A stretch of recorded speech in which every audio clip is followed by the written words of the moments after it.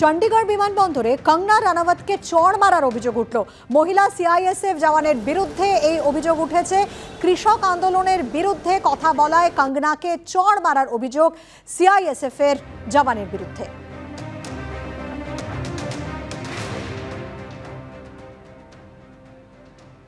আগামী রবিবার তৃতীয়বারের জন্য শপথ নিতে চলেছেন প্রধানমন্ত্রী পদে নরেন্দ্র মোদী। সন্ধ্যে 6টায় শপথ গ্রহণ অনুষ্ঠান হবে এমনই সূত্র মারফত খবর পাওয়া যাচ্ছে। আর এরই মধ্যে যেটা জানা যাচ্ছে, এনডিএ জোটসঙ্গী টিডিপির শর্ত মানল বিজেপি।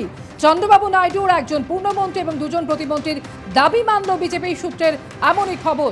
আগামী রবিবার সন্ধ্যে 6টায় শপথ গ্রহণ অনুষ্ঠান, তৃতীয়বারের জন্য প্রধানমন্ত্রী পদে শপথ নিতে চলেছেন নরেন্দ্র মোদী, এমনই সূত্র মারফত খবর।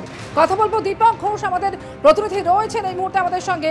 দীপক, যেহেতু সরকার গঠনের জন্য টিডিপি প্রধান চন্দ্রবাবু নাইডু তিনি একাধিক শর্ত বা দাবি দাওয়া রেখেছিলেন বিজেপির সামনে, সেটা মন্ত্রিত্ব হোক কিংবা আর্থিক প্যাকেজ, সেই সমস্ত দাবি দাওয়াই তাহলে মেনে নিচ্ছে বিজেপি? কি খবর এখনো পর্যন্ত সূত্র মারফত? এটা আমরা বলছিলাম গতকাল থেকেই যে আর্থিক প্যাকেজ, চন্দ্রবাবু নাইডু কিন্তু একটা জিনিস ভালো বোঝেন, সেটা হচ্ছে আর্থিক প্যাকেজ।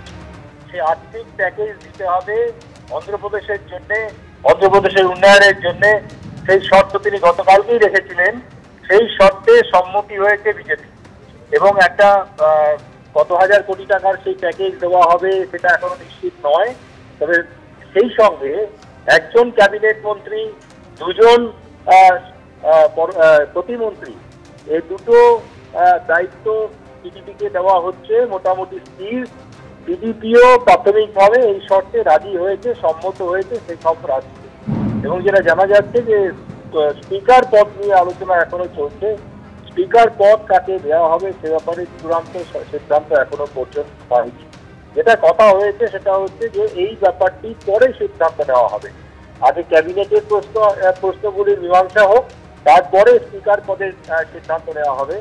স্পিকার পদের জন্য চন্দ্রবাবু নাইডুর দল টিডিপি যেমন দাবিদার রয়েছেন, তেমনি দাবিদার রয়েছেন জেডিইউ, দাবিদার রয়েছেন বিজেপি নিজে চাইছে স্পিকার পদ নিজের হাতে রাখার জন্য।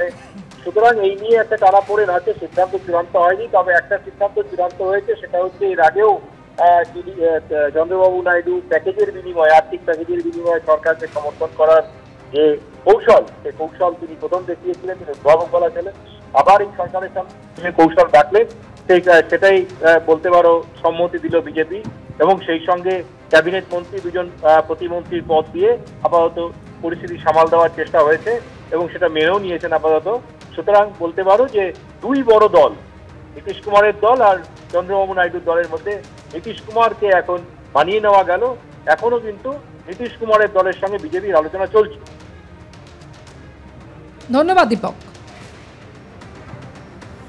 আগামীকাল এনডিএ নির্বাচিত সাংসদদের বৈঠক সংসদের সেন্ট্রাল হলে। নর্থ ব্লকে এবং সাউথ ব্লকের দপ্তরগুলি শরিকদের ছাড়তে নারাজ বিজেপি, এমনটা সূত্র মারফত খবর পাওয়া যাচ্ছে। ভোটের ফলাফল বেরোনোর পরই পদত্যাগ করে এখন কেয়ারটেকার প্রধানমন্ত্রী নরেন্দ্র মোদী। আগামীকাল এনডিএ দলগুলোর নির্বাচিত সাংসদদের বৈঠক ডাকা হয়েছে সংসদের সেন্ট্রাল হলে। সেখানেই যেটা শোনা যাচ্ছে, নরেন্দ্র মোদীকেই তারা সংসদীয় দলের নেতা হিসেবে ঘোষণা করবেন।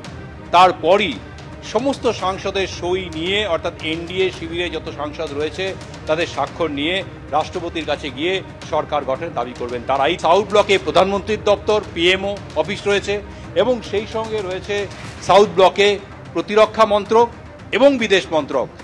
পাশাপাশি এই যে বিল্ডিংটা আমরা দেখালাম, সেই বিল্ডিংটার প্রতিরূপ নর্থ ব্লক, তার উল্টো দিকে মুখোমুখি নর্থ ব্লকে দুটো মন্ত্রক রয়েছে যা সরকারের অত্যন্ত গুরুত্বপূর্ণ দুটো মন্ত্রক।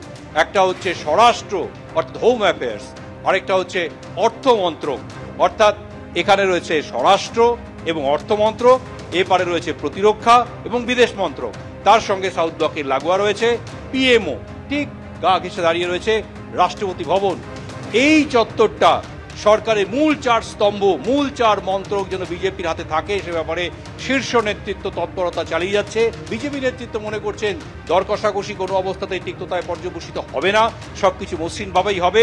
অন্যদিকে এনডিএ শিবিরের উল্টো দিকে যে ইন্ডিয়া শিবিরের তৎপরতা চলছিল, তারাও স্পষ্ট জানিয়ে দিয়েছে সরকার গঠনের জন্য এই মুহূর্তে হুড়োহুড়ি করতে প্রস্তুত নয় তারা। ক্যামেরা এডিটর সঙ্গে দীপক ঘোষ, এবিপি আনন্দ, নয়াদিল্লি।